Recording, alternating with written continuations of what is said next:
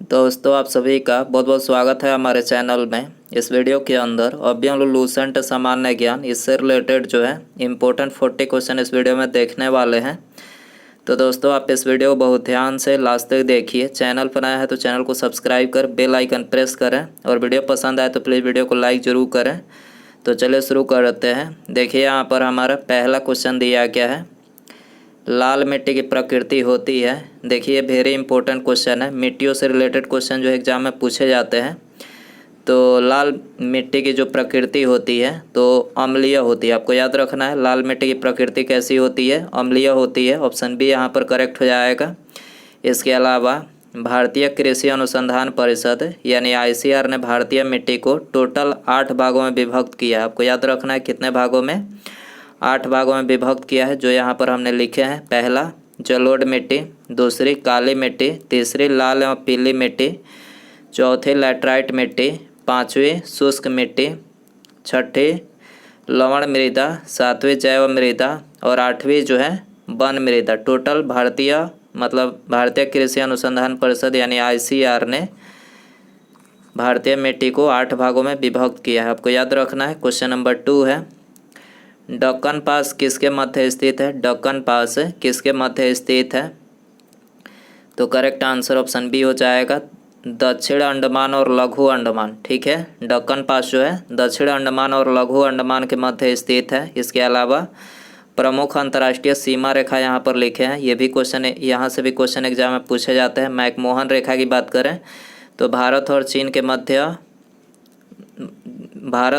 के मध्य जो सीमा रेखा है उसको मैकमोहन रेखा बोला जाता है। डुरंड रेखा पाकिस्तान और अफगानिस्तान के मध्य है। रेड क्लिफ रेखा भारत और पाकिस्तान के बीच है।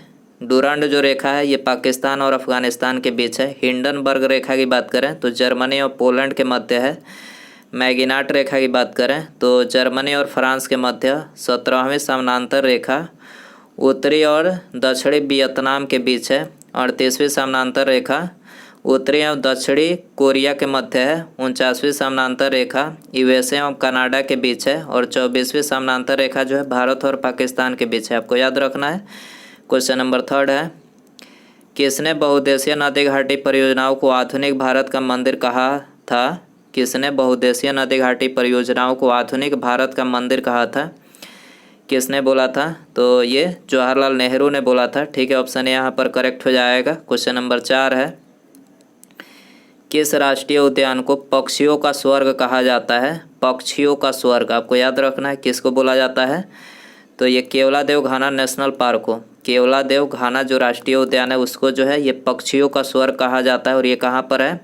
तो ये राजस्थान के भरतपुर जिले में स्थित है। केवलादेव जो घाना राष्ट्रीय उद्यान है कहाँ पर है? राजस्थान के भरतपुर जिले में स्थित है।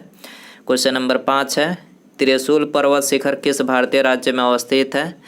त्रिशूल पर्वत शिखर किस भारतीय राज्य में अवस्थित है? तो ये उत्तराखंड राज्य में अवस्थित है। ऑप्शन सी यहाँ पर करेक्ट हो जाएगा।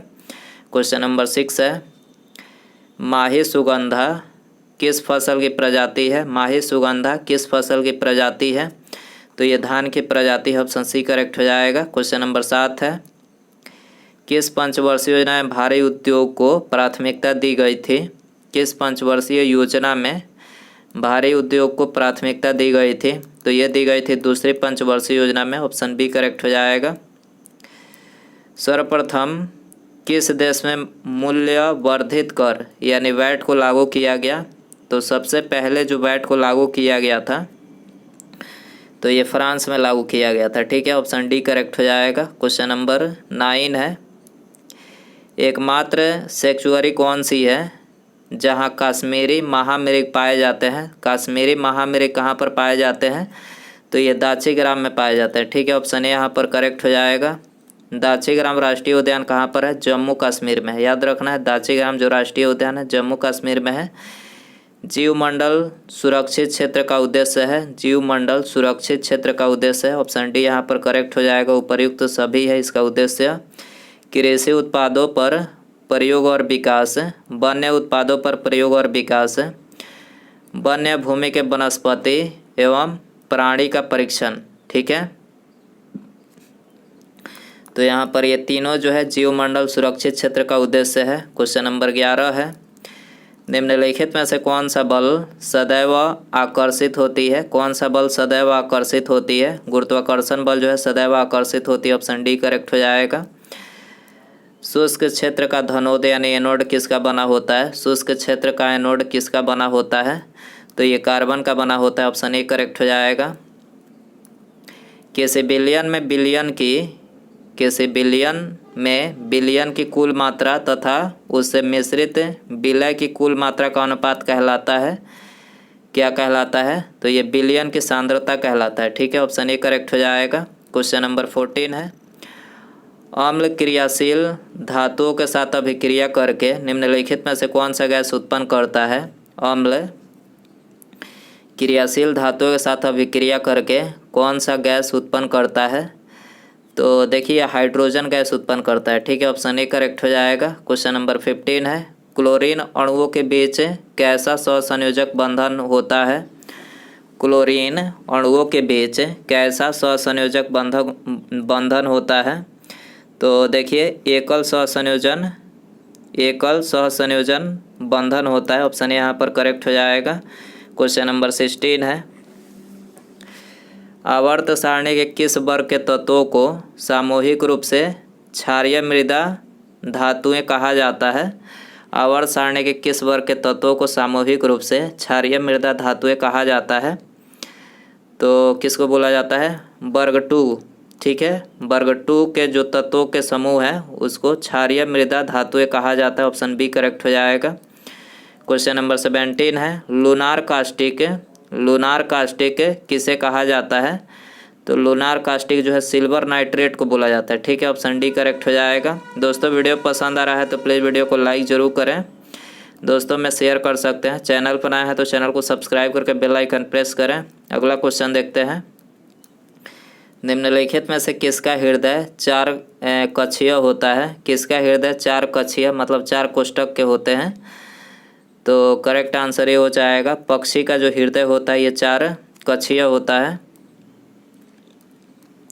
भारत में अब तक कितनी बार नोटबंदी हो चुकी है? भारत में अब तक कितनी बार जो है नोटबंदी हो चुकी है? 3 बार हो चुकी है। ठीक है, 1946, 1978 और 2016 में 3 बार जो है अब तक भारत में नोटबंदी जो है हो चुकी है। अगला क्वेश्चन है, निम्नलिखित में से कौन सुमेलित नहीं है? कौन सा एक जो है इसमें सुमेलित नहीं है? तो ऑप्शन डी यहाँ पर करेक्ट हो जाएगा। यकृत जो है शरीर की सबसे बड़ी मिश्रित ग्रंथि है, तो ये शरीर की सबसे बड़ी मिश्रित ग्रंथि नहीं है, ये केवल सबसे बड़ी ग्रंथि है। अग्न्याशय जो है ये मानव शरीर की दूसरी सबसे बड़ी ग्रंथि और मिश्रित ग्रंथि। अग्न्याशय रहता है यहाँ पर तो करेक्ट होता है, लेकिन यहाँ पर ये गलत सुमेलित नहीं पूछा था, तो डी आंसर हो जाएगा। ठीक है, बाकी ये तीनों करेक्ट है। अमाशय अम्ल का निर्मोचन, बड़ी आंत जल का अवशोषण करता है और छोटी आंत पचे हुए भोजन का रुधिर वाहिकाओं में अवशोषण करता है। तो यहाँ पर ये तीनों ही करेक्ट है, चौथा सुमेलित नहीं है, तो ऑप्शन डी करेक्ट हो जाएगा। मानव शरीर के परिसंचरण तंत्र के किस भाग में ऑक्सीजन रहित रक्त का प्रवाह होता है? तो ऑक्सीजन रहित रक्त का प्रवाह मानव शरीर के किस परिसंचरण तंत्र के भाग में होता है? तो ये होता है महाशिरा में। ठीक है, ऑप्शन सी करेक्ट हो जाएगा। वाष्पोत्सर्जन के लिए पौधे की निम्नलिखित रचनाओं में कौन जिम्मेदार है? वाष्पोत्सर्जन के लिए पौधे की रचनाओं में कौन जिम्मेदार है? तो एस्टोमेटा जिम्मेदार है। ठीक है, ऑप्शन डी करेक्ट हो जाएगा। अगला है, निम्नलिखित में से कौन सा जीव परागणकारी है? कौन सा जीव परागणकारी है? तो करेक्ट आंसर डी हो जाएगा। इनमें सभी चमगादड़, मधुमक्खी और पक्षी तीनों यहाँ पर जो है परागणकारी है। खानवा का युद्ध बाबर और किस शासक के बीच हुआ? खानवा का युद्ध बाबर और किस शासक के बीच हुआ? तो ये बाबर और राणा सांगा के बीच हुआ। सी आंसर हो जाएगा। दक्षिण भारत में वैष्णव संतों द्वारा स्थापित द्वैतावाद किस संत से संबंधित है? दक्षिण भारत में वैष्णव संतों द्वारा स्थापित द्वैतवाद किस संत से संबंधित है? तो देखिए निम्बकाचार्य से संबंधित है। ठीक है, ऑप्शन डी करेक्ट हो जाएगा। सल्तनत काल में कृषि विभाग से संबंधित था। सल्तनत काल में कृषि विभाग से संबंधित था, तो देखिए दीवान को ही संबंधित था। ठीक है, ऑप्शन बी करेक्ट हो जाएगा। 27 है। द्वितीय जैन संगीति कहाँ हुई? द्वितीय जैन संगीति कहाँ हुई? तो देखिए ये वल्लभी में हुई। वल्लभी ऑप्शन ए करेक्ट हो जाएगा। प्रसिद्ध अरबी लेखक अल-बरूनी किसके साथ भारत आया? अल-बरूनी जो था ये अरबी लेखक किसके साथ भारत आया था? तो ये महमूद गजनवी के साथ जो है भारत आया था। ऑप्शन सी करेक्ट हो जाएगा। गांव में आयोजित भारतीय राष्ट्रीय कांग्रेस की प्रथम अधिवेशन की अध्यक्षता किसने की? गांव में आयोजित भारतीय राष्ट्रीय कांग्रेस की प्रथम अधिवेशन की अध्यक्षता किसने की? तो ये जवाहरलाल नेहरू ने की थी। ठीक है, ऑप्शन ए यहाँ पर करेक्ट हो जाएगा। भारत का पहला समाचार पत्र था तो ये बंगाल गजट था। ठीक है, ऑप्शन डी करेक्ट हो जाएगा। भारत में नागरिक सेवा का जनक किसे माना जाता है? भारत में नागरिक सेवा का जनक किसे माना जाता है? लॉर्ड कॉर्नवालिस को माना जाता है। ऑप्शन सी करेक्ट हो जाएगा। निम्नलिखित में से कौन सुमेलित नहीं है? कौन जो है इसमें सुमेलित नहीं है?